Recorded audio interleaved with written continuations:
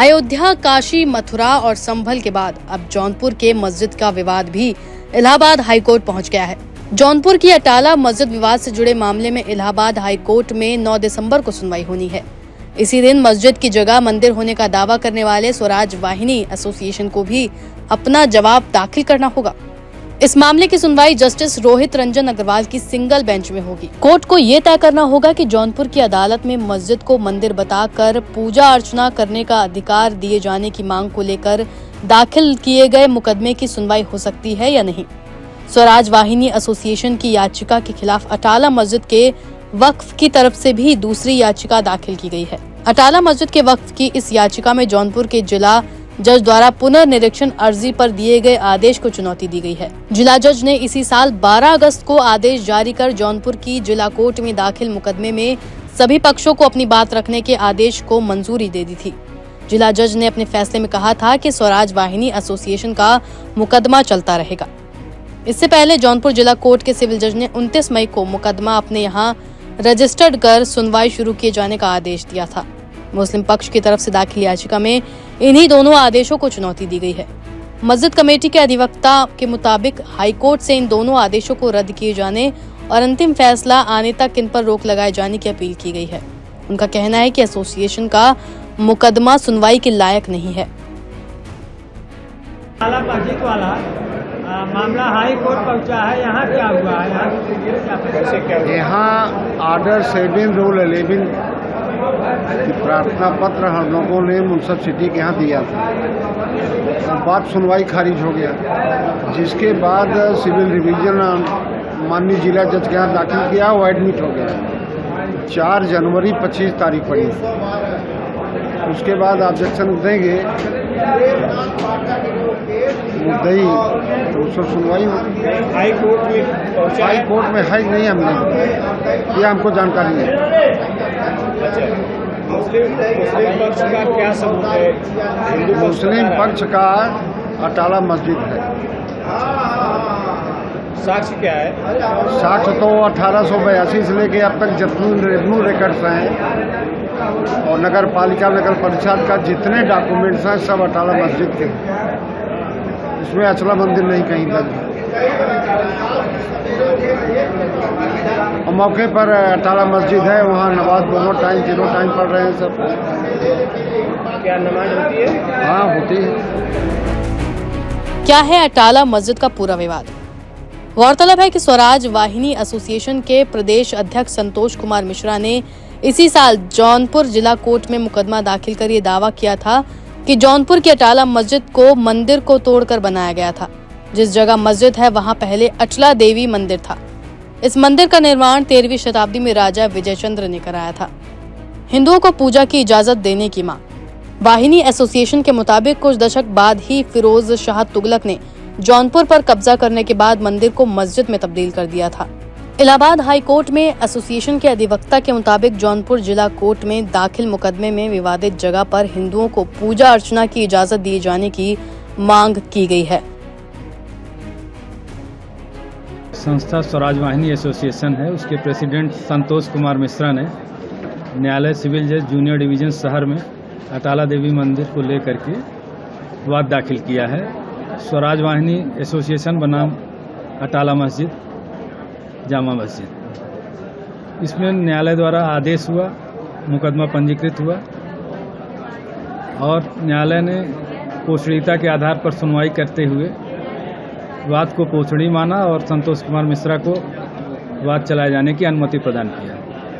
इस आदेश के खिलाफ वक्फ बोर्ड ने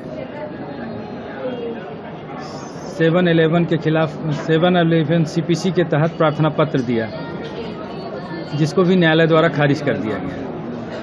न्यायालय ने मूलवाद दर्ज करने का जो आदेश पारित किया, उस आदेश के खिलाफ मुस्लिम पक्ष ने माननीय उच्च न्यायालय में रिट याचिका दाखिल की है, जिस पर सुनवाई के लिए हमको भी नोटिस जारी हुई। ये हाई कोर्ट में जो दाखिल हुआ है, हाँ, यहाँ जौनपुर में कब खारिज हुई? ये जो है जुलाई में जो आदेश हुआ है 31 मई को, 31 मई का जो आदेश माननीय न्यायालय ने किया यहाँ पर, उसी आदेश को चैलेंज किया उन्होंने।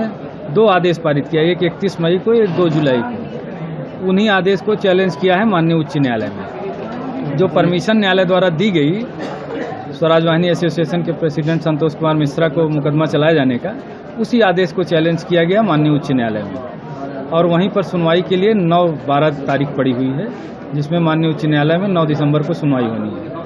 तो क्या मांग 22 अक्टूबर को क्या हुआ था?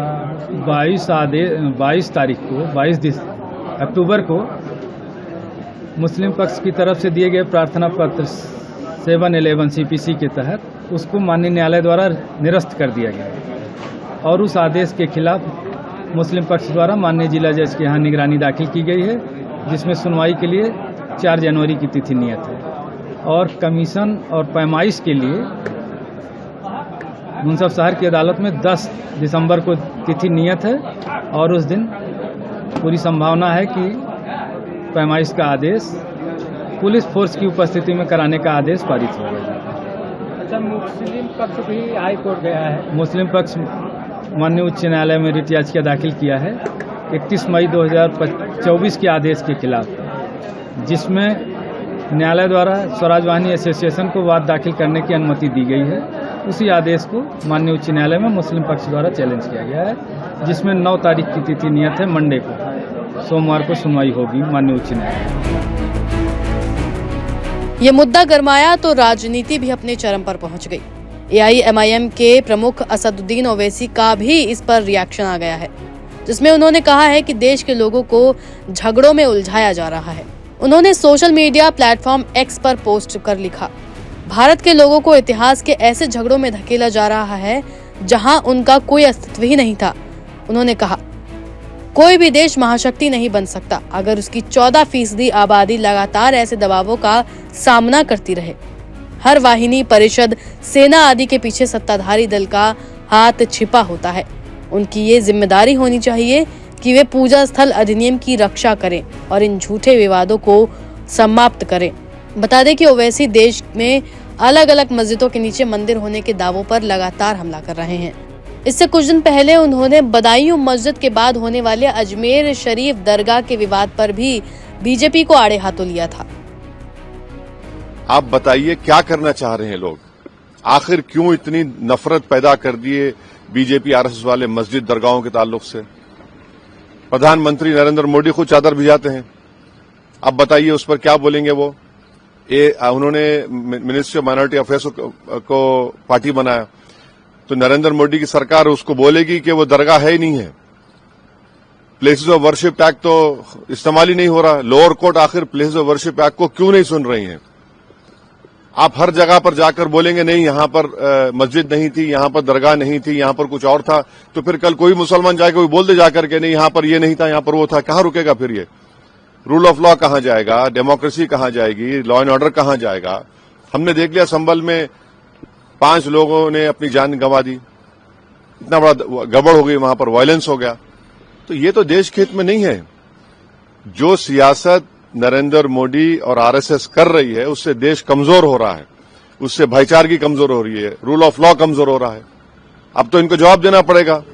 ये जितने भी लोग हैं ये डायरेक्टली इनडायरेक्टली इनका ताल्लुक बीजेपी RSS से है, उन्हीं के इशारों पर हरकत कर रहे हैं पूरा।